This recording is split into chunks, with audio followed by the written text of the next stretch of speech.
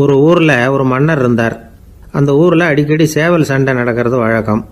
அரண்மனையில் ஒரு ஆள் இருந்தான். மன்னருக்காக அவன் ஒரு சேவல் வாங்கிட்டு வந்தான். சண்டை போடுறதுக்காக அந்த சேவலை தயார் பண்ணிகிட்டு இருந்தான். கொஞ்ச நாள் ஆச்சு. மன்னர் அந்த ஆளை கூப்பிட்டார். என்னப்பா சேவல் தயாராகிட்டுதா அப்படின்னு கேட்டார். இன்னும் அது தயாராகல மன்னா, இன்னும் வளரல, அதுக்கான தகுதி இன்னும் அதுக்கு வரல அப்படின்னா. எதனால் அப்படி சொல்கிறேன்னாரு.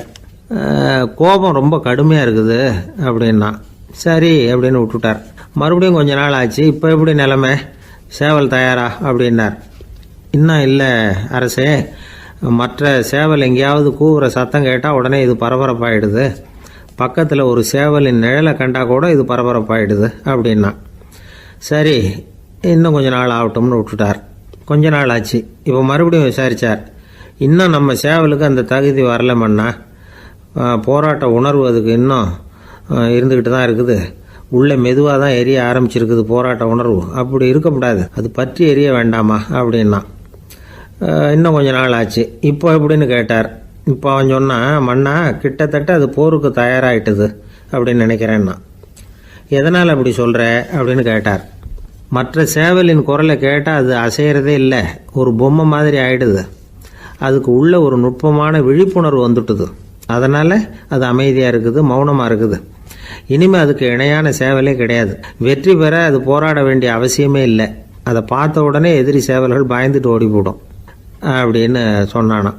அந்த சேவலை வளர்த்தவர் சி சிங் சு அப்படின்னு பேர். இந்த சுசுகி சொன்ன கதையும் அது.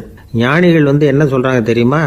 அந்த சேவலின் ரகசியத்தை நீயும் கற்றுக்கொள், நீ அப்படி ஆயிடு, சண்டை போடாமலே வெற்றிகள் பெறுகிற நுட்பத்தை புரிந்துகொள். இதுதான் ஞானிகள் உபதேசம். ஒரு குருக்கிட்ட ஒருத்தன் போயிருக்கிறான். எனக்கு சண்டை போட கற்றுக் கொடுங்கண்ணா. அதுக்கு என்ன செய்யணும்னார். என்ன உங்கள் மாணவனாக சேர்த்துங்கண்ணா. சரி இப்போ உன்னுடைய பலம் என்னன்னு கேட்டிருக்கார். இப்போ நான் தனி ஆளாக இருந்து ஒரு 100 பேரை சமாளிப்பேன் நானா. சரி அப்படின்னா என்னுடைய மாணவனாக உன்னை சேர்த்துக்கிறேன்ருக்கார். சேர்த்துக்கிட்டார். 6 மாதம் பயிற்சி கொடுத்தார். அதுக்கப்புறம் இவனை கூப்பிட்டு கேட்டார், இப்போ உன்னுடைய திறமை எவ்வளவுன்னு. இப்போ நான் தனி ஆளாக இருந்து ஒரு 50 பேரை சமாளிப்பேன் நானா. இன்னும் உனக்கு பயிற்சி தேவைன்னாராம். தொடர்ந்து சில நுட்பங்களை எல்லாம் சொல்லி கொடுத்துருக்கிறார். 1 வருஷம் ஆச்சு. எல்லாத்தையும் கற்றுக் கொடுத்துட்டார். அப்புறம் கூப்பிட்டு கேட்டார், இப்போ உன்னுடைய திறமை எப்படிப்பா, எதிரிகள் எத்தனை பேரை உன்னால் சமாளிக்க முடியும்னாராம். அவன் சொன்னான், ஐயா எதிரிகளின் பலம் என்னங்கிறத புரிஞ்சிக்காம அதை நான் சொல்ல முடியாதுன்னு நானும். இனிமேல் உனக்கு பயிற்சி தேவையில்லை, போயிட்டு வான்னு அனுப்பி வச்சுட்டாரான். ஒரு உண்மையை நாம் புரிஞ்சுக்கணும். அதாவது அடிக்கிறதுக்கு நமக்கு துணிச்சல் தேவையில்லை, அடிக்காமல் இருக்கிறதுக்கு தான் துணிச்சல் தேவை. அடித்தா திருப்பி அடிக்கிறவன் மன உறுதி உள்ளவன் இல்லை, அடித்தா திருப்பி அடிக்காமல் இருக்கிறான் பாருங்க, அவன் தான் மன உறுதி உள்ளவன். ஒருத்தன் தலை தெறிக்க வேகமாக ஓடிக்கிட்டு இருந்தான். நான் எங்கடா ஓடுற அப்படின்னா, எதுக்க வந்தவன். ஒரு சண்டையை நிறுத்தத்தான் இப்படி ஓடுறேன் அப்படின்ட்டுருக்கான். யாருக்கும் சண்டை, எனக்கும் இன்னொரு ஆளுக்கும் சண்டை அப்படின்னு நானா அவன்.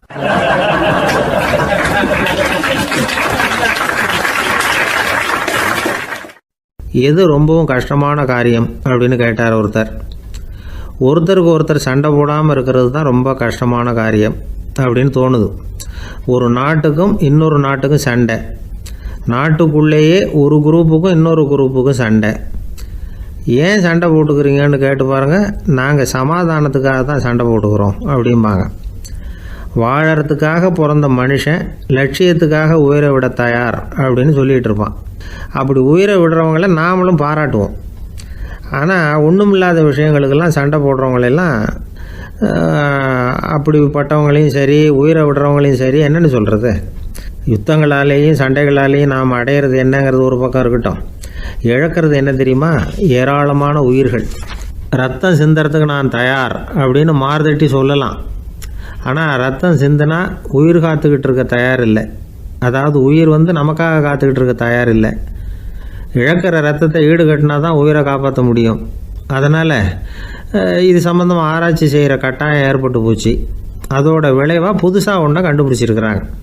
அதுதான் செயற்கை ரத்த பொடி. இப்போ இந்த திடீர் சாம்பார் பொடி, திடீர் ரசப்பொடி, திடீர் காப்பி பொடி இப்படிலாம் சொல்கிறோம்ல, அது மாதிரி இது திடீர் ரத்த பொடி. இஸ்ரேல் ஒரு சின்ன நாடு, மக்கள் தொகை குறைச்சல், அதோட போர்கள் வேறு. அதனால் காயம்பட்டவங்களை காப்பாற்றியே தீர வேண்டிய கட்டாயம். காப்பாற்றணும்னா ரத்த இழப்பை தடுக்கணும். அப்படின்னா உடனடியாக புது ரத்தம் செலுத்தி ஆகணும். திடீர்னு ரத்தம் வேணும்னா எங்கே போகிறது? அதுவும் கிடைக்கிற ரத்தம் சேர்கிற குரூப்பாக இருக்கணும். ஒரு வேடிக்கை பார்த்தீங்களா, நான் வேறு குரூப்பு நீ வேறு குரூப்புன்னு இவன் சண்டை போடுறான். இதில் அடிபட்டவனுக்கு ரத்தம் கொடுக்க போனால் அதுலேயும் அது வேறு வேறு குரூப்பாக இருக்குது. அது ரத்தமும் வேறு வேறு குரூப்புன்னு சொல்லிகிட்டு இருக்குது. எந்த குரூப்பு ரத்தம் வேணும், அது உடனடியாக கிடைக்கலன்னா என்ன பண்ணுறது? இப்படிப்பட்ட கஷ்டம்லாம் நமக்கு வந்துடுது. இதுக்காக தான் விஞ்ஞானிகள் இந்த ரத்த பொடியை கண்டுபிடிச்சிருக்கிறாங்க. அதாவது ஒரு ஆள் அடிபட்டு போட்டான்னு வச்சுங்களேன், அவனுக்கு ரத்தம் கிடைக்கல, உடனே என்ன பண்ணலாம்? இந்த சுத்தப்படுத்தப்பட்ட தண்ணீரை கொஞ்சம் எடுத்துக்க வேண்டியது, அதில் இந்த ரத்த பொடியை கரைக்க வேண்டியது. இப்போ இந்த செயற்கை ரத்தம் வந்து தயாராகிட்டுது. இதை அந்த ஆள் உடம்புல ஏற்றி விட்ற வேண்டியது. இயற்கையாக நம்ம உடம்புல இருக்கிற ரத்தம் என்னென்ன வேலை செய்யுதோ அதே வேலையை இதுவும் செய்யும். அதாவது ஆக்சிஜனை உடம்புல எல்லா இடத்துக்கும் எடுத்துக்கிட்டு போகுது. அந்த வேலையை இந்த செயற்கை ரத்தமும் செஞ்சுடுது. ஆனால் ஒரு விஷயம், இந்த செயற்கை ரத்தம் ஒரு அவசரத்துக்கு தான் உபயோகப்படுத்தலாம், ஒரு முதல் உதவி மாதிரி. அதை அப்படியே நிரந்தரமாக விட்டுற முடியாது. பின்னாடி வந்து தேவையான குரூப்பு உண்மையான ரத்தம் கிடைச்ச உடனே அதை செலுத்திக்கணும். உண்மையான ரத்தத்தை 20லேருந்து 40 நாள் வரைக்கும் தான் பாதுகாக்க முடியும். அதுவும் குளிர்பதன பெட்டியில். அதுக்குள்ளே உபயோகப்படுத்தலைன்னா அது வீணாக போயிடும். இந்த ரத்த பொடி அப்படி இல்லை, எவ்வளோ நாள் வேணும்னாலும் அப்படியே வச்சுருக்கலாம். குளிர்பதன பெட்டியும் தேவையில்லை. ஆனால் ஒன்று, இது தண்ணியில் கலந்து செயற்கை ரத்தமாக ஆக்கிவிட்டா அதோட வலு 72 மணி நேரம் தான். அதாவது 3 நாள். அதுக்குள்ளே அந்த ஆசாமியை எங்கேயாவது ஆஸ்பத்திரிக்கு தூக்கிட்டு போய் உண்மையான ரத்தத்தை கொடுத்துடணும். சண்டையில் அடிபடுறவங்க, சாலை விபத்தில் அடிபடுறவங்க, இவங்களுக்கெல்லாம் அவசரத்துக்கு கை கொடுத்து உதவுறது இந்த செயற்கை ரத்த பொடி. அதுக்கப்புறம் நாம் கொடுக்குற ரத்தம் தான் அவங்கள காப்பாற்றணும். இன்றைக்கி வந்து ரத்தத்தை தானமாக கொடுக்க தயாராக இருக்கிற நல்ல உள்ளங்கள் ஏராளம். எவ்வளவு ஆக்சிடெண்ட்டு, ஆப்ரேஷன், இதில் சம்மந்தப்பட்டவங்களை வந்து காப்பாற்றுறது நாம் தானமாக கொடுக்குற ரத்தம் தானே. ஒரு ஆக்சிடெண்ட்டு, ஒரு ஸ்கூட்டர் ஒரு ஆள் மேலே மோதி விட்டுது, பார்த்து வரக்கூடாதா அப்படின்னா அந்த ஆள், நீ தான் பார்த்து நடக்கணும், ஏன்னா 20 வருஷமாக நான் அந்த ஸ்கூட்டரை ஓட்டிகிட்டு இருக்கிறேன் அப்படின்னு நான் இவன். இதுக்கு அவன் சொன்னானா, நீ தான் பார்த்து ஓட்டணும், ஏன்னா 40 வருஷமாக நான் இப்படி நடந்துக்கிட்டு இருக்கிறேன் அப்படின்னு நானா.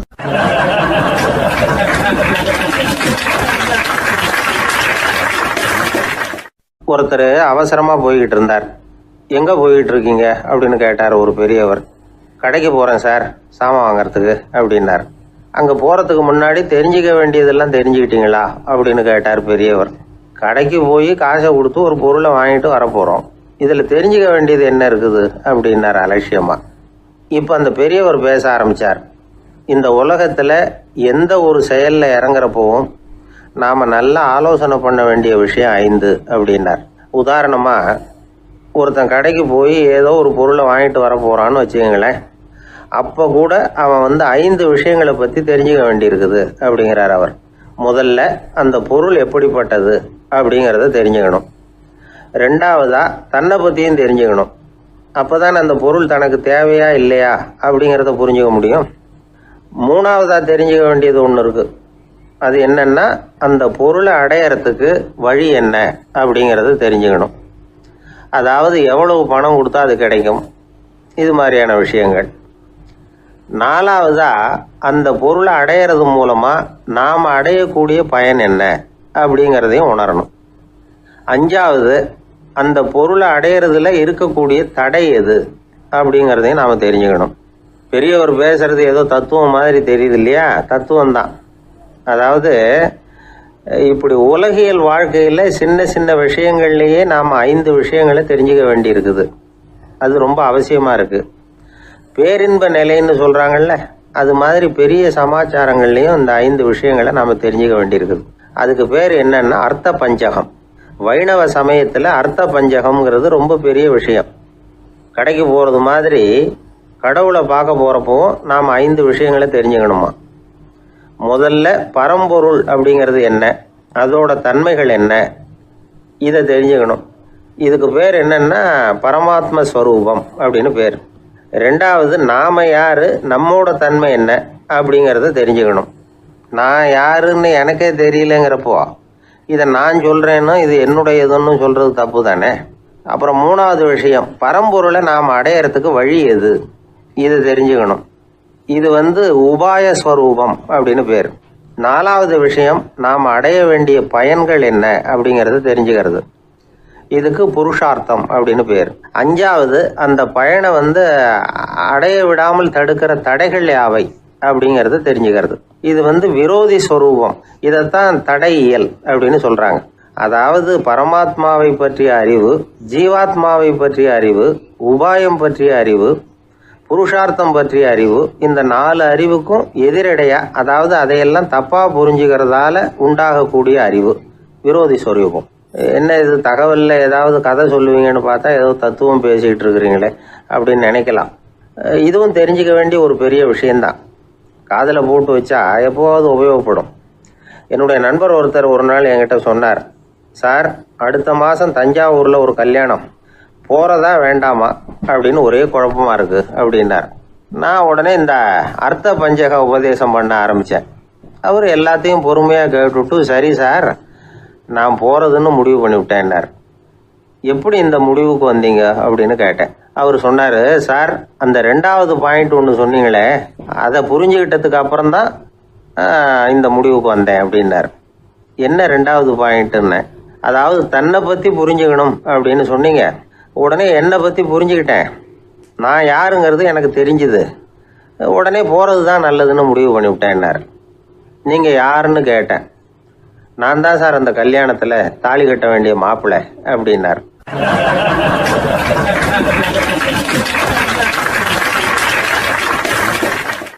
பிரம்மத்தை அறிந்தவன் பிரம்மமாகிறான் அப்படின்னு ஒரு பெரியவர் பேசினார் ஒரு கோவில்ல. தைத்திரிய உபனிஷத்து அப்படி சொல்லுதான். இதை கேட்கும் பொழுது நமக்கு ஒரு சந்தேகம் வரும். அது எப்படி? பிரம்மத்தை அறிந்தவன் பிரம்மம் ஆகிறான்னா, சிங்கத்தை அறிந்தவன் சிங்கம் ஆகிறானா, தோசையை அறிந்தவன் தோசை ஆகிறானா? இப்படிப்பட்ட சந்தேகம் நமக்கு வர்றதுல ஒன்றும் ஆச்சரியம் இல்லை. இது இயற்கை. இதுக்கும் அந்த பெரியவரே பதில் சொல்றார். சிங்கம் வேற, நாம வேற. அதனால சிங்கத்தை அறிந்தவன் சிங்கம் ஆக மாட்டான். ஆனா பிரம்மம் வேற, நாம வேற இல்லை. அதனால பிரம்மத்தை அறிந்தவன் பிரம்மமாகறான் அப்படிங்கிறது அவரோட விளக்கம். மனிதன் அவன்தான் தான் பிரம்மங்கிறது தெரியாதனால தான் அதை வேற எங்கேயோ தேடிட்டு இருக்கிறான். கடைசியில் அது தான் தாங்கிறது புரிஞ்சுக்கிற பொழுது அவன் பிரம்மம் ஆயிடுறான். இதை விளக்கிறதுக்கு ஒரு உபநிஷத்து கதையே இருக்கு. நமக்கு தெரிஞ்ச கதை தான், ஆனால் அதை வேற விதமான அர்த்தத்தில் விளையாட்டாக சொல்லிட்டு இருக்கிறோம். ஒரு சமயம் ஒரு 10 நண்பர்கள் ஒரு காட்டு வழியாக போய்கிட்டு இருக்கிறாங்க. குறுக்க ஒரு நதி, அதை கடந்து அடுத்த பக்கம் போகணும். எல்லாரும் ஒரு வழியாக கடந்து அடுத்த கரைக்கு போய் சேர்ந்துட்டாங்க. அங்கே போய் சேர்ந்ததுக்கு அப்புறம் எல்லாரும் பத்திரமா வந்து சேர்ந்துட்டோமா அப்படின்னு தெரிஞ்சுக்கிறதுக்காக எண்ணி பார்க்குறான் அந்த கூட்டத்து தலைவன். அவங்க மொத்தம் 10 பேர். ஆனால் அவன் எண்ணி பார்க்குறப்போ 9 தான் வருது. ஏன்னா அவன் தன்னை விட்டுவிட்டான். எதிரில் நிற்கிறவங்கள மட்டுமே எண்றான். ஐயோ 10வது ஆள் எங்கேங்கிறான், பதறான். சரி நீ இரு, நான் எண்ணி பார்க்குறேன்னு சொல்லிவிட்டு இன்னொருத்தன் வந்து எண்றான். அவனும் தன்னை விட்டுட்டு எண்றான். 9 தான் வருது. எல்லாரும் கொய்யோ முறையோன்னு கத்த ஆரம்பிச்சிட்டாங்க. அந்த சமயத்தில் ஒரு பெரியவர் அந்த பக்கமாக வர்றார். என்ன விஷயம்னு விசாரிக்கிறார். 10வது ஆள் 6 அடிச்சுட்டு போட்டுது அப்படின்னு சொல்லி இவங்க அழறாங்க. சரி அழாதீங்க அப்படின்னு சொல்லி அந்த தலைவனை பார்த்து இப்படி வாங்குறார். வர்றான். இப்போ எனக்கு முன்னாடி ஒரு தரம் எண்ணு பார்க்கலாம்ங்கிறார். 1 2 3ன்னு ஆரம்பித்து 9ல் வந்து முடிக்கிறான். உடனே பெரியவர் நீ தான் அந்த 10வது ஆள் அப்படிங்கிறார். இது உண்மை. நாம தான் அது. நாம தான் நம்மளை வேற எங்கேயோ தேடிட்டு இருக்கிறோம். நாம எங்கேயோ தேடிட்டு இருக்கிறோமே, அந்த பிரம்மம் நாம தான். இப்படி ஒரு பெரிய உண்மையை விளக்கிறதுக்காக தான் அப்படி ஒரு கதை சொல்லப்பட்டது. ஆனால் அதை நாம் வேறு விதமாக வேடிக்கையாக உபயோகப்படுத்திக்கிட்டு இருக்கிறோம். எப்படி தெரியுமா? ஒரு ஆத்தங்கரையில் ஒரு 10 பேர் முழிச்சுக்கிட்டே நின்றுக்கிட்டு இருந்தாங்களாம். அந்த பக்கமாக வந்த ஒருத்தன் ஏன் இப்படி முழிச்சுக்கிட்டு நிற்கிறீங்கன்னு கேட்டிருக்கிறான். எங்களுக்கு நீச்சல் தெரியாது, நாங்கள்லாம் அடுத்த கரைக்கு போய் சேரணும் அப்படின்னு நாங்களாம். சரி நான் கொண்டுட்டு போய் விடுறேன். எல்லாரும் அக்கறைக்கு போய் சேர்ந்த உடனே ஆளுக்கு ₹1 வீதமாக மொத்தம் ₹10 எனக்கு கொடுக்கணும் அப்படின்னு இருக்கான் இவன். சரின்னு ஒத்துக்கிட்டாங்க. இவன் ஒவ்வொருத்தராக கையை பிடிச்சி மெதுவாக ஆற்றுல இறக்கி அழைச்சிட்டு போயிட்டான். 9 பேரை கரை சேர்த்துட்டான். 10வது ஆள் பாதி ஆற்றுல போயிட்டு இருக்கிறப்போ திடீர்னு வெள்ளம் வந்துட்டுது. புடி நழுவி போச்சு. கையை விட்டுட்டான். வெள்ளம் அடிச்சுட்டு போட்டுது. அழைச்சிட்டு வந்தவன் நீச்சல் அடித்து தட்டு தடுமாறி கரைக்கு வந்து சேர்ந்துட்டான். கரையில் இருந்தவங்களுக்கு இந்த விஷயம் தெரியாது. இருந்தாலும் இவன் உடம்பு பூரா நனைஞ்சி கொஞ்சம் அதிகமாக மூச்சு வாங்க நின்றுக்கிட்டு இருந்தானா, ஏங்க ஏன் இப்படி மூச்சு வாங்குது, என்ன விஷயம் அப்படின்னு கேட்டாங்களாம். அதுக்கு இவன் கொஞ்சமா அலட்டிக்காம சொன்னானா, வேற ஒண்ணும் இல்ல, நீங்க கொடுக்க வேண்டிய 10 ரூபாயில 1 ரூபா குறைஞ்சு போச்சு, அவ்வளவுதான் அப்படின்னானா.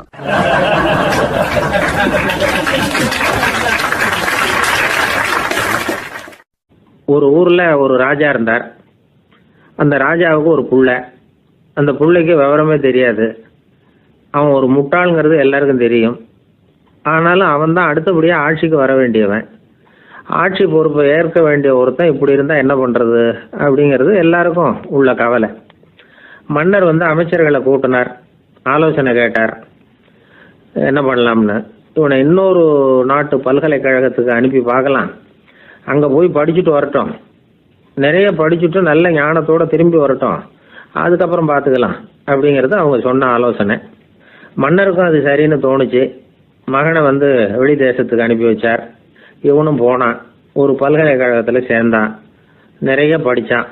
அதுக்கப்புறம் தந்தைக்கு ஒரு கடிதம் எழுதினான். தந்தையே, நான் நிறைய படிச்சுட்டேன், இனிமேல் நாடு திரும்பலாம்னு நினைக்கிறேன் அப்படின்னு எழுதினான். மன்னருக்கு ரொம்ப மகிழ்ச்சி, அதாவது புள்ள படிச்சுட்டான் அப்படிங்கிற ஆனந்தம். உடனே பையன் திரும்பி வர்றதுக்கு ஏற்பாடு பண்ணார். இளவரசன் நாடு திரும்பினான். அதை கொண்டாடுறதுக்காக அரண்மனையில் ஒரு பெரிய விருந்துக்கு ஏற்பாடு பண்ணியிருந்தாங்க. முக்கியமானவங்கள்லாம் அதில் கலந்துக்கிட்டாங்க. அந்த விருந்துக்கு முனிவர் ஒருத்தரும் வந்திருந்தார். அவர் இளவரசன் கிட்ட போய் உட்காந்து விசாரிக்கிறார். என்னப்பா, எப்படி படிச்சிருக்கிற அப்படின்னு கேட்டார். நிறைய படிச்சுட்டு வந்திருக்கிறேங்க அப்படின்னா அவன். என்னெல்லாம் படிச்ச அப்படின்னாரான். எல்லாத்தையும் விவரமாக சொல்லியிருக்கிறான். அவன் அப்படி சொல்லிட்டு இருக்கும் பொழுதே முனிவர் என்ன பண்ணார், தன்னுடைய மோதிரத்தை கழட்டி உள்ளங்கையில் வச்சு அப்படியே மூடிக்கிட்டாரான். அப்படியே கையை நீட்டி அவன் முன்னாடி காட்டினார். இதை பாருப்பா, என் கைக்குள்ள என்ன இருக்கு சொல்லு பார்க்கலாம் அப்படின்னாரான். இளவரசன் ஒரு கணம் யோசிச்சான். அதுக்கப்புறம் உங்க கைக்குள்ள இருக்கிறது வட்டமான ஒரு பொருள், நடுவில் ஒரு துளை இருக்கும் அப்படின்னானா.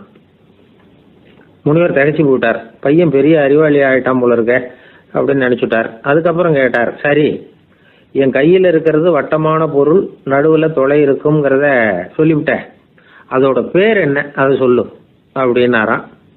இளவரசன் கொஞ்சம் யோசனை பண்ணியிருக்கான். அப்புறம் சொன்னானா, முனிவரே, நான் படித்த விஞ்ஞானம் உங்களுக்கு பதில் சொல்றதுக்கு உதவலை, இருந்தாலும் பதில் சொல்றேன், அது ஒரு வண்டி சக்கரம் அப்படின்னானா. இப்பதான் முனிவர் யோசிச்சாராம். அவருக்கு புரிஞ்சுதான், அதாவது முட்டாளை படிக்க வைக்கலாம், ஆனால் சிந்திக்க வைக்க முடியாது அப்படிங்கிறத அவர் புரிஞ்சுக்கிட்டாராம். தகவல் அறிவு ஞானமாகாது அப்படிங்கிறார் ஓஷோ.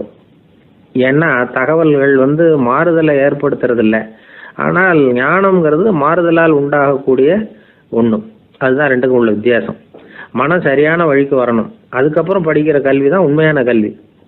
சரி, மனம் சரியா வர்றதுக்கு என்ன வழி அப்படின்னு கேட்டா, மனிதன் முழு மாறுதலுக்கான வழிமுறை தியானம் தான் அப்படிங்கிறார் அவர். அதனாலதான் நிறைய படிச்சிருக்கேன்னு சொல்றவன் எல்லாம் ஞானம் உள்ளவன் நினைச்சிடக்கூடாது. ஒருத்தர் இன்னொரு பெரிய மனிதரை அழைச்சிட்டு அறிமுகப்படுத்தினாராம். சார் நிறைய படிச்சிருக்கார், 3 MA வாங்கியிருக்கார், ஆனா ஒரு விஷயம், அப்பப்போ கொஞ்சம் திருடுவார், அவ்வளவுதான், மற்றபடி அவர் ஒரு பெரிய அறிவாளி தான் அப்படின்னாராம்.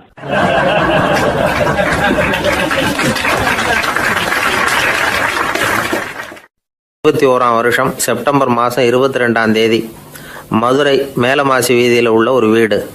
அங்கே அன்னைக்கு நடந்த ஒரு அற்புத நிகழ்ச்சி பின்னாடி உலக மக்களை எல்லாம் ஆச்சரியப்பட வச்சுது. இந்திய வரலாற்றிலேயே அது ஒரு முக்கியமான நிகழ்ச்சி. உலக மக்கள் கவனமெல்லாம் காந்திஜியின் பக்கம் திரும்புறதுக்கு காரணமாக இருந்த நிகழ்ச்சி அது. கதர் துணி பிரச்சாரத்துக்காக காந்திஜி மதுரைக்கு வந்திருந்தார்.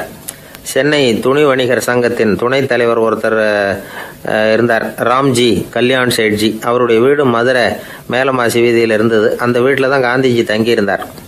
அப்போது வயலுக்கு போகிற உழவர்கள்லாம் சின்ன சின்ன துண்டை இடுப்பில் கட்டிக்கிட்டு கலப்பையை தூக்கிக்கிட்டு தெருவில் நடந்து போகிறத கவனித்தார். ஏற்கனவே சேலத்துக்கு தெற்க பல பகுதிகளில் ஆண்களும் பெண்களும் அரைகுறை ஆடைகளோடு உழைச்சிக்கிட்டு இருக்கிறத கண்ணால் கண்டிருக்கிறார் அவர். இந்தியரின் சராசரி உடை இவ்வளவு தான் அப்படிங்கிறத புரிஞ்சுக்கிட்டார். மனசை இன்னும் பண்ணியிருக்குது. ராத்திரி பூரா அதை பற்றியே யோசனை. 22/9/21 வியாழக்கிழமை காலையில் காந்திஜி எழுந்திருக்கிறார்.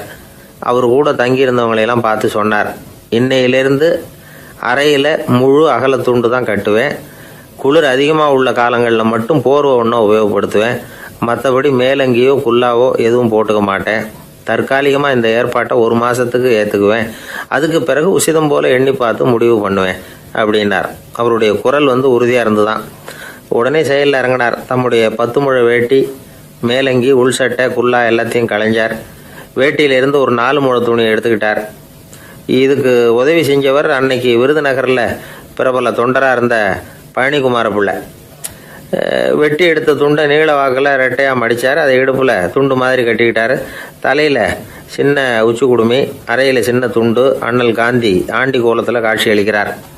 கூட இருந்தவங்களை பார்த்து காரைக்குடிக்கு புறப்படலாமே அப்படின்னார். அவர் நண்பர்களும் சீடர்களும் திகைச்சு போய் நிற்கிறாங்க.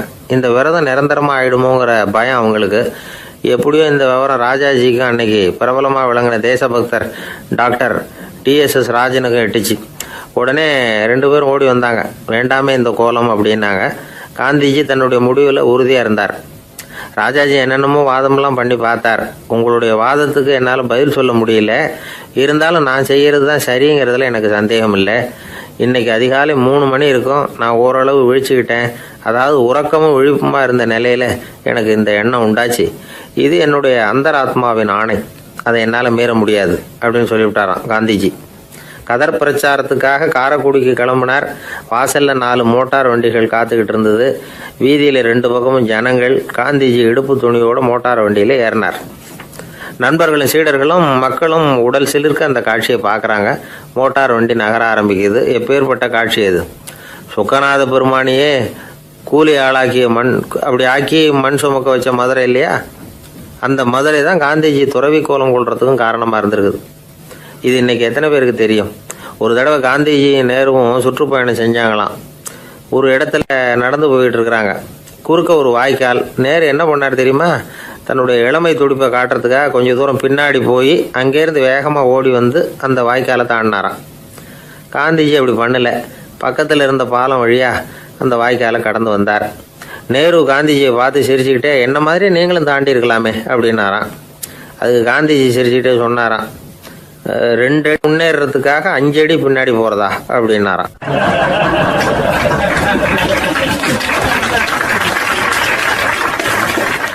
கிபி 1078 வருஷம் மார்ச் மாதம் 19ஆம் தேதி திங்கட்கிழமை அதிகாலை நேரம் ஒரு குழந்தை பிறந்தது. எங்க தெரியுமா? காஸ்பியன் கடலுக்கு தெற்கே பாரசீக மொழி வழங்கிய தபரிஸ்தான் மாநிலத்துல ஜீலான்கிற புனித நகர், அதோட புறநகர் பகுதியில் உள்ள நீப்புங்கிற ஊர்ல தான் அந்த குழந்தை பிறந்தது. அந்த இடம் இப்போ ரஷ்யாவில் இருக்கு. அந்த குழந்தை யாருன்னு நினைக்கிறீங்க?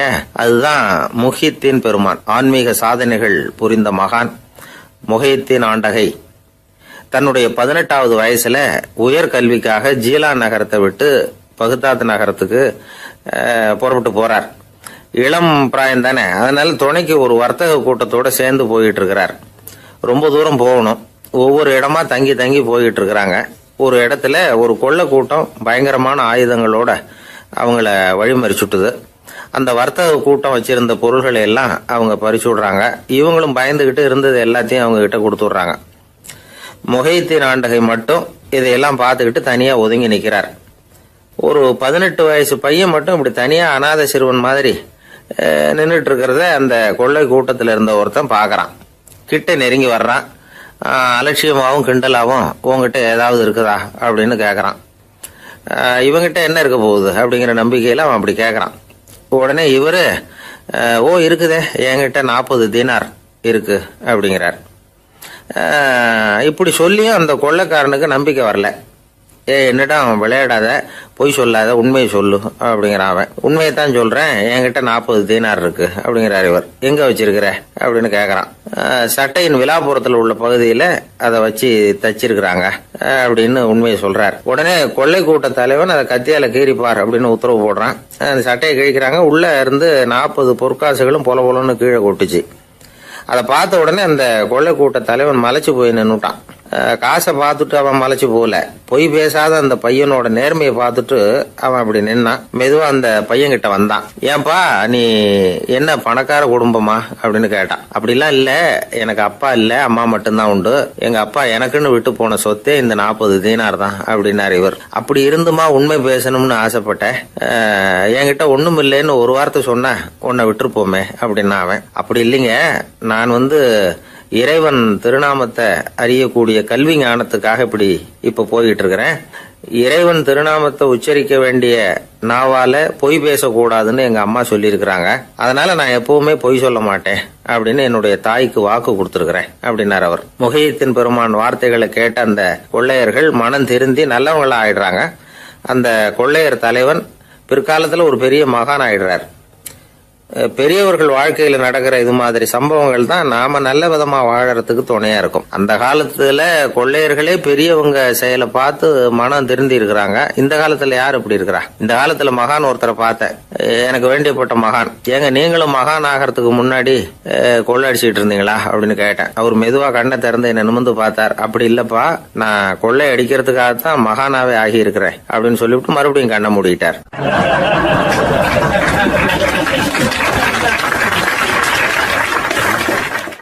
ஒரு காலத்தில் பிரஷ்யா அப்படின்னு ஒரு தேசம் இருந்தது. இப்போ ஜெர்மனி இருக்குல்ல, இதோட பெரும்பகுதி ஒரு காலத்தில் பிரஷ்யாங்கிற பேரில் இருந்தது. அப்போ அதுக்கு அரசராக இருந்தவர் மகா ஃப்ரெடரிக், அதாவது ஃப்ரெடரிக் தி கிரேட் அப்படின்னு சொல்லுவாங்க. அந்த ராஜாவுக்கு ஒரு சந்தேகம், நாம் பல வகையான வரிகளை விதித்து வசூல் பண்ணுறோம், அப்படி பண்ணி வருமானம் குறைஞ்சிக்கிட்டே போகுதே, இதுக்கு என்ன காரணமாக இருக்கும்? இதுதான் அவருக்கு ஏற்பட்ட சந்தேகம். ஒரு சமயம் அந்த அரசர் தம்முடைய அமைச்சர்களையும் பிரபுக்களையும் தளபதிகளையும் கூப்பிட்டு ஒரு விருந்து வச்சார். விருந்து முடிஞ்சதும் அவங்கள பார்த்து இந்த சந்தேகத்தை கேட்டார். வரிகள் அதிகமாக விதித்து வருமானம் குறையறதுக்கு என்ன காரணம் அப்படின்னு கேட்டார். பல பேருக்கு இதுக்கு சரியாக பதில் சொல்ல தெரியல. அனுபவசாலியான ஒரு தளபதி எழுந்திருச்சார். அரசே, அது எப்படிங்கிறத இப்போ உங்களுக்கு காட்டுறேன்னார். உடனே ஒரு பெரிய பனிக்கட்டி ஒன்றை தன்னுடைய கையில் எடுத்தார். அதை அப்படியும் எப்படியும் திருப்பி பார்த்தார். அப்புறம் அடுத்தவர்கிட்ட கொடுத்தார். அவரும் அதை அப்படியும் இப்படியும் திருப்பி பார்த்துட்டு அடுத்தபடியாக இருந்தவர்கிட்ட கொடுத்தார். இப்படியே இதை ஒவ்வொருத்தராக பார்த்துட்டு ஒவ்வொரு கையாக மாறி கடைசியில் மன்னர் கைக்கு போய் சேர்ந்தது. மன்னர் கைக்கு அந்த பனிக்கட்டி போய் சேர்ந்தப்போ அது கொஞ்சம் கொஞ்சமாக உருகி ஒரு பட்டாணி கடலை சைஸுக்கு ஆயிட்டுது. மன்னர் யோசனை பண்ணார், வரி அதிகமாக போட்டாலும் வந்து சேர்றது குறைவாக இருக்கிறதுக்கு என்ன காரணம் அப்படிங்கிறது அவருக்கு புரிஞ்சு போச்சு. காலம்தான் மாறிட்டு இருக்கே தவிர இந்த கையூட்டு வாங்குற பழக்கம் மாறினதாக தெரியல. இன்னொரு ராஜா இருந்தார். அவர் தன்னுடைய ராஜாங்கத்தில் லஞ்ச ஊழலே சுத்தமாக இருக்கக்கூடாது அப்படின்னு நினைச்சார். அவர்கிட்ட பல்வேறு துறைகளுக்கும் பொறுப்பாக இருந்த பல பேரும் ரொம்ப சுத்தமாகவும் நேர்மையாகவும் இருந்தாங்க. ஒரே ஒருத்தர் மட்டும் எல்லார்கிட்டையும் லஞ்சம் வாங்கிட்டே இருந்தார். அவரை வேற வேற துறைகளுக்கு மாற்றி பார்த்தாரு. அந்த ராஜா என்னென்னமோ பண்ணி பார்க்குறாரு. எந்த வேலையை கொடுத்தாலும் அதுலேயும் லஞ்சம் வாங்குறதுக்கு ஒரு வழியை உண்டு பண்ணிக்குவார் அந்த ஆள். ராஜாவுக்கு இது ஒரு பெரிய தலைவலியாக போட்டுது. இவர் என்ன பண்ணுறது? இவருக்கு என்ன வேலையை கொடுக்கறது? கொஞ்சம் கூட லஞ்சம் வாங்கிறதுக்கு சான்ஸே இல்லாத ஒரு வேலையை கொடுக்கணும் அப்படின்னு திட்டம் போட்டார். ஒரு நாள் அவருக்கு அந்த உத்தரவும் போட்டுட்டார். அதாவது அவருக்கு என்ன வேலைன்னா, கடற்கரையில் தான் அவருக்கு ஆஃபீஸ். அங்கேயே இருந்துக்க வேண்டியது. தினமும் எத்தனை கடல் அலை கரையில் வந்து மோதுது அப்படிங்கிறத கணக்கெடுத்து ராஜாவுக்கு தெரிவிக்க வேண்டியது. இதுதான் அவருக்கு வேலை. பேசாமல் அலையை எண்ணிட்டு உட்காந்துருக்கிட்டோம், அப்போவாவது அவர் லஞ்சம் வாங்குகிற சந்தர்ப்பம் இல்லாமல் போயிடும் அவருக்கு அப்படின்னு நினைச்சார் ராஜா. இந்த ஆள் கடற்கரைக்கு போய் டியூட்டியில் ஜாயின் பண்ணிட்டார். ஒரே மாசத்துல அங்கே சொந்தமாக ஒரு பிரம்மாண்டமான மாளிகை கட்டி விட்டாரு. ராஜாவுக்கு இது பெரிய ஆச்சரியமாக போச்சு. அலைய என்ற வேலையில் அந்த ஆள் எப்படி பணம் சம்பாதிச்சார் அப்படின்னு விசாரித்து பார்த்தார் அக்கம் பக்கத்தில். அந்த ஆள் என்ன பண்ணியிருக்கிறாருன்னா, கடற்கரையில் போய் பொறுப்பு ஏற்றுக்கிட்ட உடனே அங்கே இருந்த மீனவர்கள்கிட்ட எல்லாம் இந்த கரையில் வந்து ஒரு நாளில் வந்து மோதுற அலைகள் எத்தனை அப்படின்னு கேட்டிருக்காரு. அது எப்படிங்க தெரியும்னு இருக்காங்க அவங்க. தினமும் அந்த எண்ணிக்கை தெரியணும். நம்ம ராஜாவுக்கு தினமும் அறிக்கை அனுப்பணும், டெய்லி ரிப்போர்ட்டு. தவறுனா நீங்கள் இந்த கடலில் போய் மீன் பிடிக்கிறதுக்கு ராஜாவோட அனுமதி கிடைக்காது அப்படின்ட்டுருக்காரு. உடனே மீனவர்களும் பயந்து போட்டாங்க. கடலுக்கு போகிறதுக்கு அனுமதி இல்லைன்னா பட்டினி கிடக்கிறது மாதிரி ஆகிடுமே. மெதுவாக அந்த ஆளுகிட்ட போனாங்க. காதோட காதாக சொன்னாங்க, ஐயா, எங்களால் வந்து கடல் அலையை வந்து எண்ண முடியாது. தினமும் எங்களால் முடிஞ்சதை உங்களுக்கு பணமாக கொடுத்துட்றோம். நீங்கள் தான் ராஜா கிட்ட சிபாரிசு பண்ணி நாங்கள் தொடர்ந்து மீன் பிடிக்கிறதுக்கு அனுமதி வாங்கி கொடுக்கணும் அப்படின்னு வேண்டிக்கிட்டாங்க. பணம் தினமும் வந்து சேர ஆரம்பிச்சுட்டுது. பதவியில் மற்ற பதவியோட இந்த பதவி எவ்வளவோ மேல் அப்படின்னு நினச்சிட்டான் அந்த ஆள். அது மட்டும் இல்லை, தயவு பண்ணி என்னை இந்த இடத்த விட்டு மாற்றி விடாதீங்க சார் அப்படின்னு வேற கேட்க ஆரம்பிச்சிட்டானா.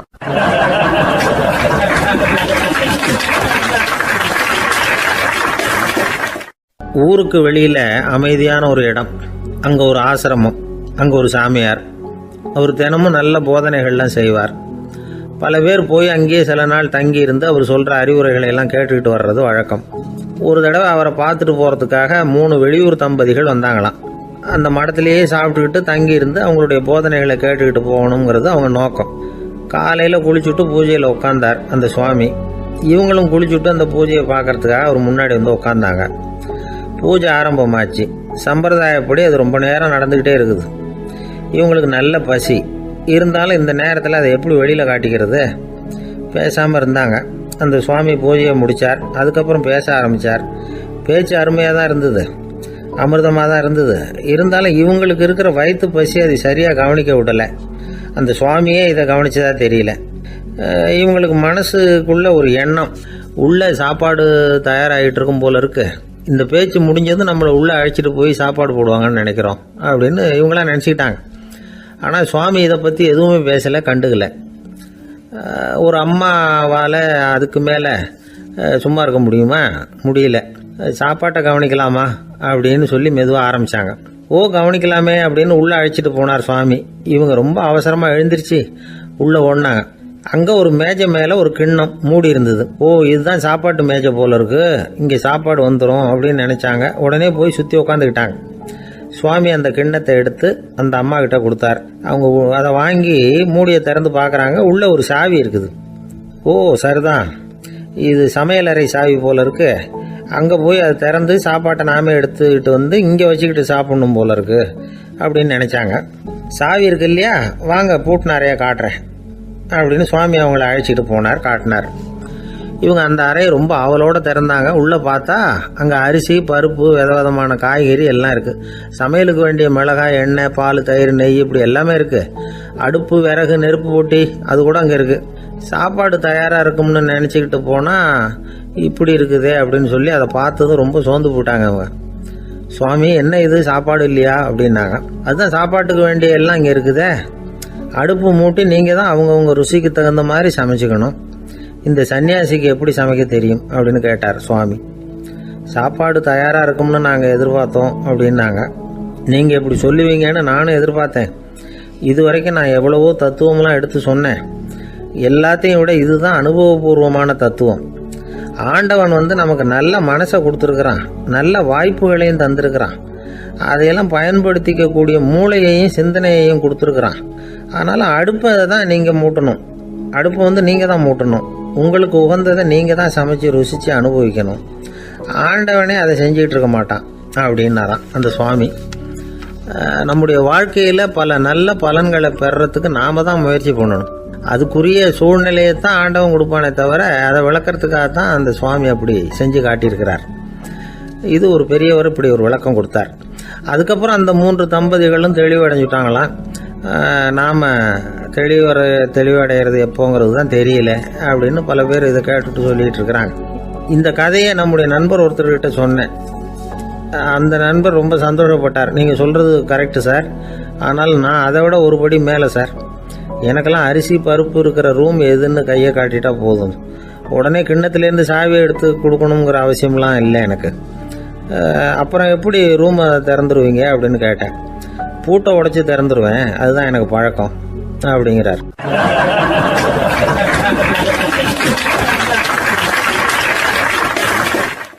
ஐயா, என்னுடைய நூல் வெளியீட்டு விழாவுக்கு அவசியம் நீங்கள் வரணும் அப்படின்னு கூப்பிட்டார் ஒருத்தர். எப்போ வரணும்னு கேட்டேன். அடுத்த வாரம்னார். சரி, புத்தகம் தயாராகிட்டுதா அப்படின்னேன். நாளைக்கு தான் அச்சிக்க கொடுக்க போகிறேன்னார். என்னங்க இது, புத்தகம் அச்சிடுறதுக்கு முன்னாடியே அழைப்பிதழை அச்சடிச்சு விட்டீங்களே அப்படின்னு கேட்டேன். அதனால் என்னங்க, அந்த காலம் மாதிரி அப்போல்லாம் அச்சுக்கலை எவ்வளவோ முன்னேறியாச்சுங்க. Linotype, monotype, phototype, laser இப்படி என்னென்னமோ வந்தாச்சு. இன்றைக்கி கொடுத்தா நாளைக்கே புத்தகம் தயார் அப்படின்னார். இப்படி இந்த அளவுக்கு முன்னேறி இருக்கிற இந்த அச்சுக்கலை ஆரம்பத்தில் எப்படி இருந்தது தெரியுமா? அந்த காலத்தில் காகிதம்னா என்னென்னே தெரியாது. அப்படி ஒன்று கண்டுபிடிக்கப்படவே இல்லை. அப்போல்லாம் எதையாவது ஒன்று எழுதணும்னா அதுக்கு ஆட்டு தோலை தான் பயன்படுத்தி இருக்கிறாங்க. கண்ணுக்குட்டி தோல் கூட அதுக்கு உபயோகப்பட்டு தான். ஐரோப்பாவில் இருந்த பாதிரியார்கள் தோலில் எழுதப்பட்ட புத்தகத்தை தயாரிக்கிறதுல ரொம்ப கெட்டிக்காரங்களாம். எகிப்து, அப்புறம் மத்திய தரைக்கடல் ஓரத்தில் உள்ள நாடுகள், இங்கே எல்லாம் தோல் தான் எழுது பொருளாக பயன்பட்டு வந்திருக்குது. ஆனால் நம்ம நாட்டில் ஓலைச்சுவடிகளை எழுத்துக்கு பயன்படுத்தி இருக்கிறாங்க. எழுதுறதுக்கு தோலை பயன்படுத்தினவங்க பிறகு பேப்பரைஸ் அப்படிங்கிற கோரை புல்லை வந்து அதுக்கு பயன்படுத்தினாங்களாம். இதெல்லாம் அப்படி கொஞ்சம் கொஞ்சமாக கண்டுபிடிச்சிட்டு வந்திருக்கிறாங்க. அந்த புல்லை வந்து கச்சிதமாக நறுக்க வேண்டியது, நல்லா பதப்படுத்த வேண்டியது, அதுக்கப்புறம் அதில் எழுத வேண்டியது, அவ்வளவுதான். பேப்பருங்கிற சொல்லே இந்த பேப்பைரஸ் அப்படிங்கிறதுலேருந்து வந்தது தான். அதுக்கப்புறம் தான் காகிதம் வந்தது. இதை முதல்ல சீன நாட்டில் தான் கண்டுபிடிச்சாங்க. அது வந்த பிறகு அச்சு எந்திரம் கண்டுபிடிக்க வேண்டிய அவசியம் ஏற்பட்டது. அதை கண்டுபிடிச்சவர் ஜெர்மானிய அறிவியல் அறிஞர் ஜான் கூட்டன்பர்க். அச்சு கலைக்கு அடித்தளம் அமைச்சவர் அவர் தான். ஜெர்மனியில் மெயின்ஸ் அப்படிங்கிற ஊரில் 1399 பிறந்தார். அவரோட மாமன் ஒருத்தர் உலோக வேலையில் வல்லவர். அவர்கிட்ட அந்த வேலையை கற்றுக்கிட்டார். அதோட வைர கற்களை வந்து பட்டை தீட்டுறதுலையும் ரொம்ப தேர்ச்சி பெற்றிருந்தார். இளம் வயசுலேயே சும்மா இருக்க மாட்டாராம். எதை செஞ்சாலும் அதை திறமையாக செய்வாராம். அவர் தான் முதல்ல மர அச்சு எழுத்துக்களை உருவாக்கினார். அது மேலே மை தடவி பிரதிகள் எடுத்தார். அதுக்கப்புறம் உலோக எழுத்துக்கள், முதல்ல காரியம், அப்புறம் இரும்பு, அப்புறம் கலப்பு உலோகம், பிறகு அச்சடிக்கிறதுக்கு எந்திரம் ஒன்றையும் உருவாக்கினார். முதல்ல பைபிள் அச்சடித்தார். 1468 அவர் இறந்து போனார். 16ஆம் நூற்றாண்டில் மேலை நாடுகளிலிருந்து மர எழுத்துக்களை கொண்டுகிட்டு வந்து தமிழ்நாட்டில் கிறிஸ்தவ நூல்களை அச்சிட்டாங்க. அப்போல்லாம் வந்து அச்சகங்கள் வந்து போதிய அளவுக்கு இங்கே இல்லை. அதுக்கு என்ன காரணம்னா, இந்தியர்கள் வந்து அச்சகங்களை நடத்தக்கூடாது அப்படின்னு சட்டம். 1835 வரைக்கும் அந்த சட்டம் வந்து நடைமுறையில் இருந்தது. இந்த நிலைமையில் அங்கேயும் இங்கேயுமா 1-2 அச்சகங்கள் ஆரம்பமாச்சு. 1713 தரங்கம்பாடியில் லூத்தரன் மிஷன் அச்சகம், அதே ஆண்டில் சென்னையில் எஸ்பிசிகே அச்சகம். இது ரெண்டும் தான் இந்தியாவில் முதல்ல தொடங்கப்பட்ட அச்சகங்கள். ஆட்டுத்தோல்லையும் ஓலைச்சுவடியிலையும் எழுதப்பட்ட எழுத்துக்கள் இன்னைக்கு எங்கேயோ போயிட்டுது. ஆனால் நம்ம ஊரில் எழுத்தாளர்கள் நிலைமை தான் ஒன்றும் சொல்லிக்கிறது மாதிரி இல்லை. நம்ம ஆள் ஒருத்தர் சொன்னார், சார், நான் சொந்தத்தில் ஒரு அச்சாபீஸ் வச்சுருந்தேன், இப்போவும் வச்சுருக்கிறேன். அதனால் என்னுடைய படைப்புகளை புத்தகமாக வெளியிடுறதில் எனக்கு ஒன்றும் கஷ்டம் இல்லை. வருஷத்துக்கு ஒரு புத்தகம் எழுதி வெளியிட்டுருவேன். 15 வருஷமாக இலக்கிய உலகத்துக்கு இப்படி சேவை செஞ்சுக்கிட்டு வர்றேன். ஆனால் இந்த வருஷம்தான் வாசகர்கள் வந்து எனக்கு பாராட்டு விழா நடத்தி இருக்கிறாங்க அப்படின்னார். இந்த வருஷம் அப்படி என்ன விசேஷம் அப்படின்னு கேட்டோம். இந்த வருஷம்தான் நான் எந்த புத்தகம் எழுதி வெளியிடாமல் இருந்தேன், அதுக்காகத்தான் எனக்கு இந்த பாராட்டு விழா அப்படின்னார்.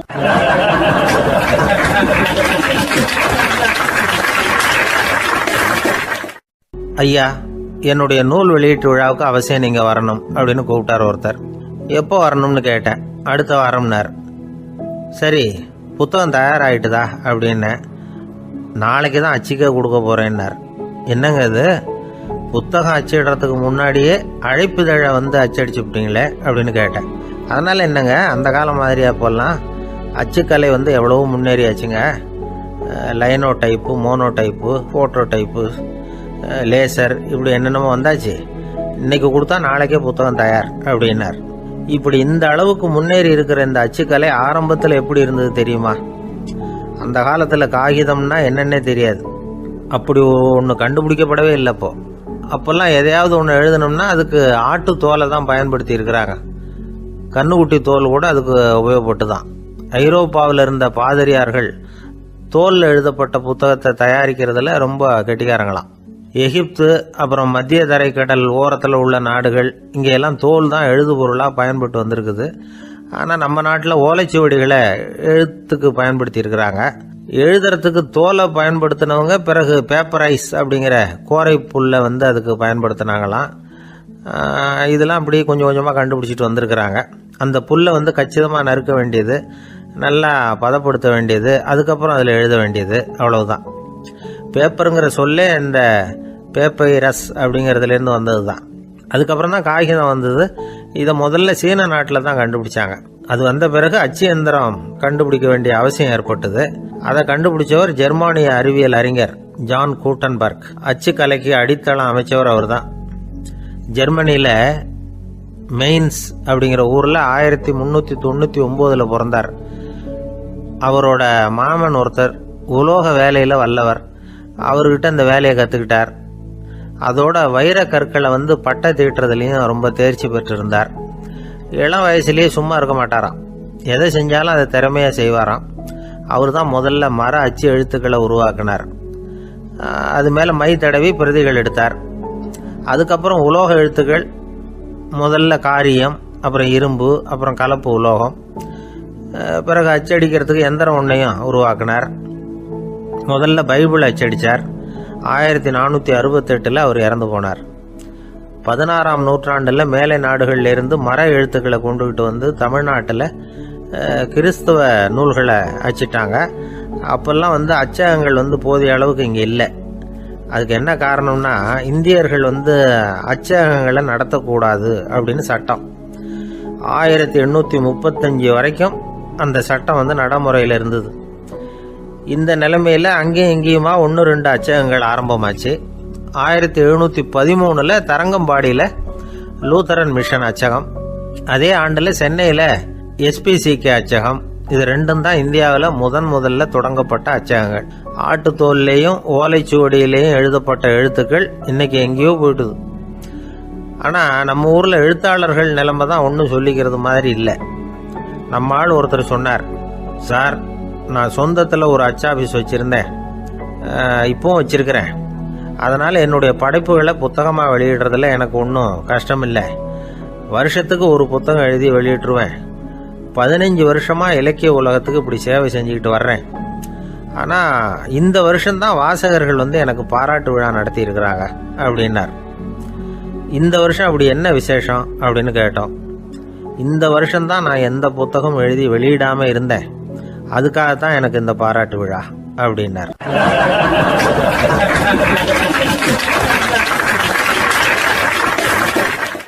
ஒரு நண்பர் இருக்கார்.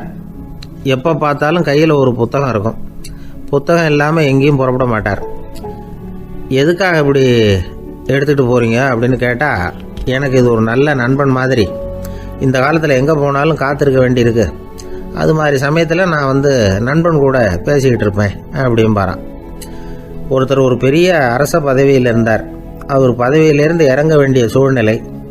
அரசு கொடுத்துருந்த வீட்டை விட்டுட்டு வெளியில் வர்றார். வரும்பொழுது 2 கையிலையும் 2 பெட்டியை எடுத்துகிட்டு வந்தாராம். சார் உங்களுடைய உடைமைகள் அப்படின்னு கேட்குறாங்க அங்கே இருந்த ஊழியர்கள். இவர் தன்னுடைய கையில் இருக்கிற பெட்டியை காட்டி, இதுதான் என்னுடைய சொத்து அப்படின்னாராம். ஒரு பெட்டியில் அவருடைய உடைகள், இன்னொரு பெட்டியில் அவர் விரும்பி படிக்கிற புத்தகங்கள். அவ்வளவுதான். இதுதான் இருந்துதான். புத்தகம் படிக்கிறது மனசுக்கு நல்லதுங்கிறது நமக்கு தெரியும். புத்தக வாசிப்பு உடம்புக்கும் நல்லதுங்கிறாங்க. அது நமக்கு ஆச்சரியமாக தான் இருக்குது. ஒரு நபர் ஒரு வருஷத்தில் சராசரியாக 2000 பக்கங்களை படிச்சிருக்கணுமா, யுனெஸ்கோ பரிந்துரை. ஆனால் நம்ம நாட்டில் நாம் சராசரியாக படிக்கிறது 32 பக்கங்கள். அவ்வளவுதான். இவ்வளவுக்கு நம்ம நாட்டில் 6000த்துக்கும் மேற்பட்ட நாளேடுகள், 2000த்துக்கும் மேற்பட்ட இதழ்கள், மலர்கள், இவ்வளவு இருந்தோம் சரியாக வரல. இந்த உலகத்தில் முதல் நூலகம் எங்கே எப்போ ஆரம்பமாச்சு தெரியுமா? கிமு 2500ஆம் ஆண்டில் அது ஆரம்பமாயிருக்குது. பாபிலோனியாவில் அமில் அணு அப்படிங்கிற அரசன் தான் நூலகத்தை உருவாக்கி இருக்கிறான். அப்போல்லாம் தாள் கிடையாது, களிமண் தான்.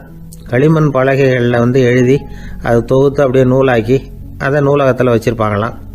அரசருடைய நூலகத்தில் 1000த்துக்கும் மேற்பட்ட நூல்கள் இருந்ததாக வரலாற்று குறிப்பு இருக்குது. அது மட்டும் இல்லை, அந்த நூலகத்தில் பொருள் வாரியாக, அதாவது சப்ஜெக்ட் வாரியாக புத்தகங்களை வகைப்படுத்தி வச்சுருந்தாங்களாம். அதில் மிச்சம் இருந்த ஒரு 25 களிமண் பலகை புத்தகங்கள் இன்றைக்கும் பிரிட்டிஷ் அருங்காட்சியகத்தில் இருக்குதான். அச்சு தாள் இதெல்லாம் ஏற்பட்டதுக்கு அப்புறம் அமைக்கப்பட்டது தான் பிரான்சில் இருக்கக்கூடிய பாரிஸ் நூலகம். 1480 பிரெஞ்சு மன்னர் 11ஆம் லூயி இந்த நூலகத்தை அமைச்சாராம். ஆனால் அப்போல்லாம் அரசர்கள் மட்டும்தான் நூலகத்தை பயன்படுத்த முடியுமா. அதுக்கப்புறம் 17ஆம் நூற்றாண்டில் இந்த முறை மாறி பொதுமக்கள் அங்கே போகலாம், படிக்கலாம் அப்படிங்கிற நிலைமை வந்துதான். போட்லியன் நூலகம் அப்படின்னு அதுக்கு பேர், பாரிஸ் நகரத்தில் இருக்குது. அங்கே தான் நூல்களின் பட்டியல் தயாரிப்பு பணி ஆரம்பமாச்சு. கல்வி வளர்ச்சியையும் நூலகத்தையும் இணைச்சவர் நெப்போலியன் போனபார்ட்.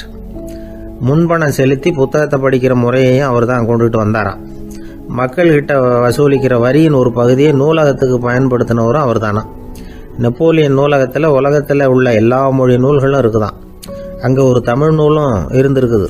அது என்னென்னா கம்பராமாயணம். சோவியத் யூனியனுக்கு படையெடுத்து போனப்போ அங்கேருந்து லட்சக்கணக்கான புத்தகங்களை இந்த பனிச்சறுக்கு வாகனங்கள் இருக்குல்ல, அதில் கொண்டுகிட்டு வந்ததாக வரலாறு. அடுத்தபடியாக குறிப்பிட்டு சொல்லத்தக்க நூலகம் எதுன்னா பிரிட்டிஷ் நூலகம். மிக பழைய கையெழுத்து பிரதியெல்லாம் கூட அங்கே இருக்குது. 1753 ஆரம்பமாச்சு. அதில் உள்ள நூல்களை வரிசையாக அடுக்கினா 180 கிலோமீட்டர் நீளத்துக்கு வருமா. மிகப்பெரிய நூலகம் அமெரிக்க தலைநகர் வாஷிங்டனில் இருக்குதான். இந்தியாவை பொறுத்த வரைக்கும் பெரிய பழைய நூலகம் எதுன்னா கல்கத்தா நூலகம். எல்லா இந்திய மொழி நூல்களும் இங்கே உண்டு. மகாகவி பாரதியார் நடத்தின இந்தியாங்கிற இதழின் எல்லா பிரதிகளும் அங்கே பாதுகாப்பாக இருக்குது. படிக்கும் பழக்கம் இங்கே வளர வேண்டியிருக்குது. ஒருத்தர்கிட்ட ஒரு புஸ்தகத்தை கொடுத்து விமர்சனம் எழுத சொல்லியிருந்தாங்க. கொஞ்ச நாள் கழித்து அவரை போய் பார்த்து, என்னங்க புஸ்தகத்தை படித்து பார்த்தீங்களா அப்படின்னு கேட்டாங்களாம்.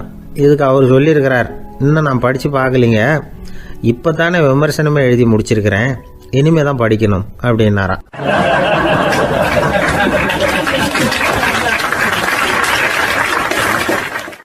போய்கிட்டு இருந்தார். அவர் தோளில் ஒரு பெரிய துணி மூட்டை, அதை சுமந்துக்கிட்டு கடத்தெருவை நோக்கி அவர் போய்கிட்டு இருக்கிறார். வழியில் அவரை சந்திச்சார் உமர். அவர் கேட்டார், கலீஃபா அவர்களே, எங்கே புறப்பட்டுட்டீங்க அப்படின்னு கேட்டார். கலீஃபான்னா ஆட்சித்தலைவர்னு அர்த்தம். இதுக்கு அவர் சொன்னார், நான் துணி வணிகம் செய்கிறவன், அதனால் துணி வியாபாரம் செய்கிறதுக்காக போயிட்டுருக்கிறேன்னார். நீங்கள் இப்போ இந்த நாட்டுக்கு ஆட்சித்தலைவர், ஆட்சி பொறுப்பில் இருக்கிறீங்க, நீங்கள் வியாபாரம் செய்ய போட்டால் அரசு பணிகளை செய்கிறது யார் அப்படின்னு கேட்டார் அவர். நான் அரசு பணிகளை மட்டுமே செஞ்சுக்கிட்டு இருந்தா என் குடும்பத்தை காப்பாற்றுறது யார் அப்படின்னு கேட்டார் அவர். இப்படி கேட்டவர் யார் தெரியுமா? அவர் தான் அபூபக்கர், இறை தூதர் முகமது அவர்களுக்கு பிறகு கலீஃபாவாக தேர்ந்தெடுக்கப்பட்டவர். அப்போலாம் ஆட்சி தலைவர்களுக்கு சம்பளம்னு எதுவும் கிடையாது. இந்த பிரச்சனையை எப்படி தீர்க்கிறதுன்னு யோசனை பண்ணார் உமர். அபு உபைதா அவர்கள்கிட்ட அழைச்சிட்டு போனார். அவர் யாருன்னா, அவர் தான் பொது நிதி கருவூலத்தின் பொறுப்பாளர். அவர்கிட்ட பிரச்சனையை சொன்னார். இது மாதிரி ஆட்சி தலைவருக்கு பொது நிதியிலிருந்து ஊதியம் அளிக்க முடியுமான்னு கேட்டார். பொது நிதி விதிகளின்படி அதுக்கு சாத்தியம் இல்லைன்னு சொல்லிவிட்டார் அவர். சரி, வேற ஏதாவது வழி இருக்குதான்னு கேட்டார் உமர். அபு உபைதா கொஞ்சம் யோசனை பண்ணி பார்த்தார். அப்புறமா சொன்னார், மக்காவிலிருந்து மதீனாவுக்கு குடிபெயர்ந்து வந்த அகதிகளுக்கு நிதி உதவி அளிக்கிறதுக்கு விதிகளில் இடம் இருக்கு. அப்படி பார்த்தா அபூபக்கரும் அகதி தானே, அதனால எல்லா அகதிகளுக்கும் கொடுக்கறது மாதிரியே அவருக்கும் ஒரு தொகை அளிக்கலாம்னார். கலீஃபா அபூபக்கருக்கு இந்த அகதி உதவி தொகையைத்தான் கொடுத்துட்டு வந்தாங்களாம். குடும்ப செலவுக்கு அது போதுமானதா இல்லை. இருந்தாலும் கலீஃபாங்கிறதுக்காக மற்ற அகதிகளை விட அதிகமாக தொகையை பெற அவர் விரும்பல. மார்பு பக்கம் கிழிஞ்சிருந்த ஒரு மேலாடையை தான் அவர் அணிஞ்சிருந்தார். அவருடைய துணைவியார் அஸ்மா, அவங்க ஒரு நாள் தேன் அருந்த ஆசையாக இருக்குன்னாங்களாம். நமக்கு கிடைக்கிற ஊதியம் குடும்ப செலவுக்கே போதுமானதா இல்லையே, இந்த நிலையில் தேன் வாங்கிறதுக்கு காசுக்கு நான் எங்கே போவேன்ருக்கார் அவர். கொஞ்ச நாள் கழித்து அவங்க ஒரு தொகையை அவர்கிட்ட கொடுத்து தேன் வாங்கிட்டு வர சொன்னாங்களாம். இவருக்கு ஆச்சரியம், ஏது இந்த பணம்னு கேட்டிருக்காரு. நீங்கள் தினமும் குடும்ப செலவுக்காக கொடுத்துக்கிட்டு வந்த பணத்தில் கொஞ்சம் கொஞ்சமாக மிச்சப்படுத்தி வச்சேன்னாங்களாம். அபூபக்கர் அந்த பணத்தை எடுத்துக்கிட்டு நேராக பொது நிதி கருவூல பொறுப்பாளர்கிட்ட போனார். இந்த பணத்தை பொது நிதியில் சேர்த்துருங்க, இது அதிகப்படியாக எனக்கு தரப்பட்டு வந்த ஊதியம், அடுத்த மாதத்திலேருந்து இந்த தொகையை குறைச்சிங்கன்னு வேற சொல்லிவிட்டாராம். பசியை தணிக்க தேவையான அளவு உணவு, ஒரு ஜோடி உடை, இதை தவிர கூடுதலாக மக்கள் பொது நிதியிலிருந்து வாங்கிக்கிறதுக்கு என் குடும்பத்தாருக்கு உரிமை இல்லை அப்படின்னு சொல்லி கண்டிப்பாக சொல்லிவிட்டாராம். அவர் வாங்கிட்டு வந்த இந்த குறைந்த ஊதியம் கூட அவர் மனசை உறுத்திக்கிட்டே இருந்தது. கடைசி நேரம் அவர் தம்முடைய மகள் ஆயிஷா அவர்களை அழைச்சார். மகளே, இதுவரைக்கும் பொது நிதியிலிருந்து நான் வாங்கிட்டு வந்த தொகை என்னுடைய இதயத்தில் பாரமாக அழுத்திக்கிட்டு இருக்கு.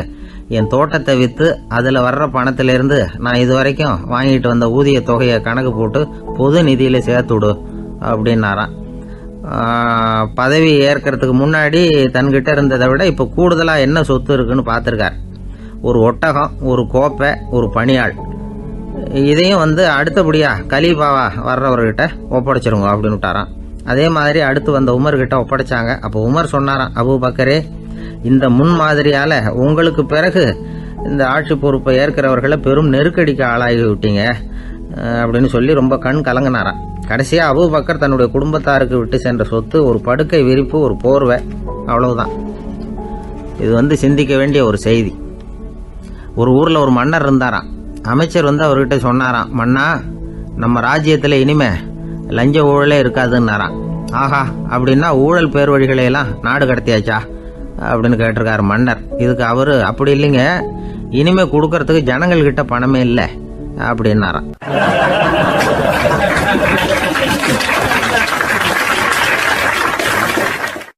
இந்த உலகத்தில் எவ்வளவோ உயிரினங்கள் இருக்கு.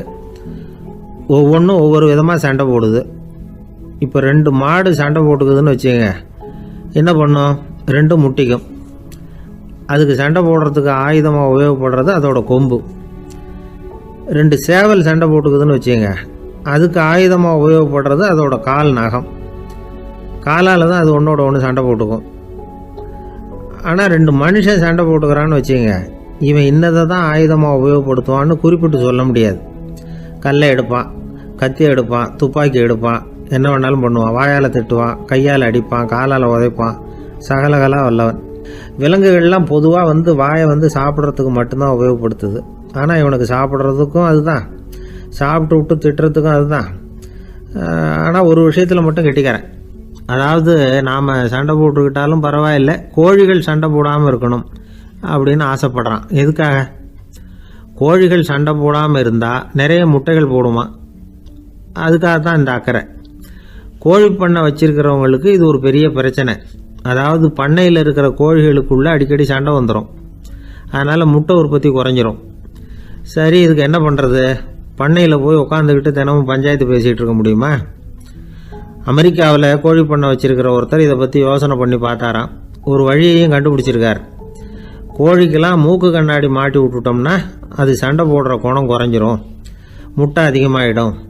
அந்த கண்ணாடியில் உள்ள லென்ஸு சிவப்பு நிறத்தில் இருக்கணும், அவ்வளவுதான் அப்படின்னு அவர் கண்டுபிடிச்சாராம். இது ஏற்கனவே நடைமுறையில் கண்டுபிடிக்கப்பட்ட ஒரு விஷயம். ஆனால் எல்லா கோழிக்கும் சிவப்பு மூக்கு கண்ணாடி எப்படி மாட்டி விடுறது? அப்படியே மாட்டி விட்டாலும் அது நழுவாமல் இருக்கணுமே. இப்போ நாமெல்லாம் நடு விரலால் மூக்கு கண்ணாடி நடுவில் தொட்டு அப்படி ஸ்டைலாக சரி பண்ணிக்கிறோம். அது மாதிரி கோழி எப்படி சரி பண்ணிக்கும்? இதுதான் பிரச்சனை.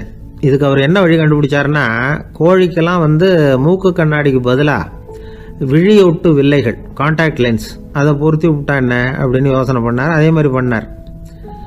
அதே மாதிரி செஞ்சு பார்த்தார், வெற்றி. அதுக்கப்புறம் கோழியெல்லாம் சண்டை போட்டுக்கலையாம், சமாதான பிரியர்கள் ஆகிட்டு தான்.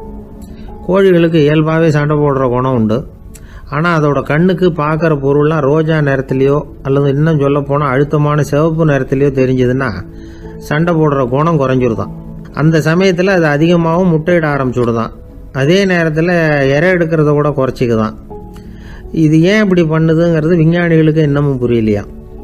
எப்படியோ அமெரிக்க கோழிகள்லாம் கான்டாக்ட் லென்ஸ் பொருத்திக்க ஆரம்பித்தாச்சு. கோழி கழுத்தை பிடிச்சிக்கிட்டு ஒரு சில வினாடிகளில் அதை பொருத்தி விட்றாங்களாம். கோழியோட ஆயுள் பூரா அது அப்படியே இருக்குமா. பண்ணையில் முட்டை உற்பத்தி குறைஞ்சா இது மாதிரி விஞ்ஞானபூர்வமாக பரிகாரம் தேடுறது தான் நல்லது. நமக்கு வேண்டியப்பட்ட ஒருத்தர், அவர் ஒரு கோழி பண்ணை வச்சுருந்தார்.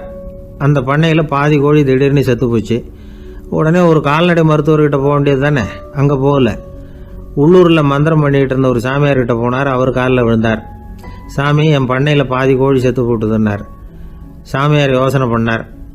சரி, பண்ணையில் வாசப்படி கிழக்கு பக்கமாக வச்சுருக்கியா மேற்கு பக்கமாக வச்சுருக்கியான்னு கேட்டார். கிழக்கு பக்கமாக இருக்குன்னார் அவர். அதுதான் தப்பு, மேற்கு பக்கமாக அதை மாற்று சரியாக போடும்னாராம். அதே போல் இவர் போய் மாற்றிவிட்டார். அப்பவும் பாதி செத்து போச்சு. மறுபடியும் சொன்னார், சாமி மறுபடியும் பாதி கோழி செத்து போட்டுதேன்னார். சரி, கூரை எப்படி போட்டிருக்க, ஓடு போட்டிருக்கியா இல்லை கீத்து போட்டிருக்கியான்னார். ஓடு போட்டிருக்கேன்னாராம் அவர். அதுதான் தப்பு, அதை கீத்து போட்டுரும் சரியாக போடும்னாராம். சரின்னு போய் அதையும் மாற்றி பார்த்தார். மறுபடியும் போயிட்டது, கோழி செத்து போச்சு. வந்தார், மறுபடியும் பாதி செத்து போச்சு சாமின்னு வந்தார். இவரும் யோசனையை மாற்றி மாற்றி சொல்லிகிட்டே இருக்கிறார். இப்படி அவரும் மாற்றி மாற்றி பார்த்தார். 6வது தடவையாக அவரை தேடிட்டு வந்தார். அந்த சமயத்தில் இவர் ரொம்ப தீவிரமாக யோசனை பண்ணி பார்த்துட்டு, அது சரிப்பா, நீயே என்கிட்ட சளைக்காமல் வந்துக்கிட்டு இருக்கிற, நானும் யோசனை சொல்லிகிட்டு இருக்கேன். இப்போவும் உங்ககிட்ட சொல்கிறதுக்கு என்கிட்ட யோசனை நிறையா இருக்குது. ஆனால் சோதிக்கிறதுக்கு உங்ககிட்ட கோழி இல்லையே, என்ன பண்ணுறது அப்படின்னாராம் இவர்.